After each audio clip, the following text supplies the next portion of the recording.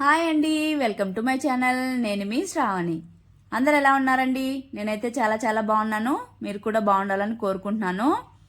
నేనైతే ఇవాళ మంచి టమాటో రైస్ ఎలా చేసుకోవాలో చూపించబోతున్నానండి. ఇదైతే కుక్కర్లో కంటే ఇలా చేసుకుంటే మరీ టేస్ట్ ఎక్కువ బాగుంటుందండి. స్టార్ట్ చేసేద్దామా?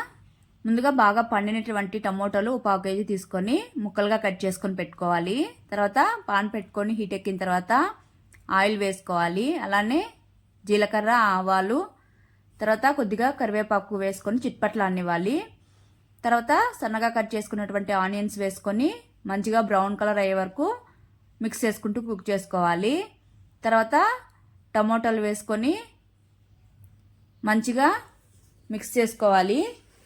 తర్వాత తగినంత సాల్ట్ వేసుకొని ఒకసారి బాగా మిక్స్ చేసేసుకొని మూత పెట్టుకొని మీడియం ఫ్లేమ్లో మంచిగా అంటే సాఫ్ట్గా కుక్ అయిపోవాలండి. ఇక్కడ ఇలాగ ఒకసారి మధ్య మధ్యలో తీసుకుంటూ కుక్ చేసుకుంటూ ఉండాలి. ఇలా కుక్ అయిన తర్వాత ఇందులోకి తగినంత కారం, ధనియాల పొడి, అలానే పసుపు వేసుకొని ఇదంతా పచ్చివాసన పోయే వరకు ఒకసారి మిక్స్ చేసేసుకొని మూత పెట్టుకొని ఒక 2 మినిట్స్ అలా కుక్ చేసుకోవాలి. కుక్ చేసుకున్న తర్వాత ఇందులోకి ఒక 2 స్పూన్స్ అలాగా నేను టమాటో రైస్ పౌడర్ వస్తుందండి, ఎంటీఆర్ది, అది వేసుకుంటున్నాను. వేసుకొని మంచిగా ఇది కూడా కుక్ అయ్యేలాగా మిక్స్ చేసుకొని కుక్ చేసుకోవాలి. ఈ పౌడర్ వేసిన తర్వాత బాగా దగ్గర పడేంత వరకు మూత పెట్టుకొని లో ఫ్లేమ్లో కుక్ చేసుకోవాలి. చూడండి, ఇలాగా సరిపోతుంది.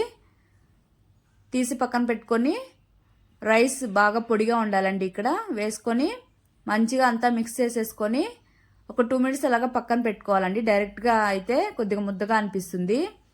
చల్లారిన తర్వాత అయితే పొడి పొడిగా టేస్ట్ అయితే అద్భుతంగా ఉంటుందండి. మీరు ట్రై చేస్తే మీరే చెప్తారు అయితే టేస్ట్ ఎలా ఉందో నేను చెప్పే కన్నా. తర్వాత కొద్దిగా కొత్తిమీర వేసేసుకొని ఒకసారి మిక్స్ చేసేసుకొని సర్వ్ చేసేసుకోవడమే అండి. ఇంకెందుకు మరి ఆలస్యం అండి, మీరు వెళ్ళి ట్రై చేసేసి మీకు ఎలా వచ్చిందో కామెంట్ సెక్షన్లో కామెంట్ చేయండి. పిల్లలు కూడా చాలా ఇష్టంగా తింటారండి. లంచ్ బాక్స్లోకి అయితే ఎస్పెషల్లీ సూపర్ ఉంటుంది. Okay, bye, take care, thank you for watching, please subscribe.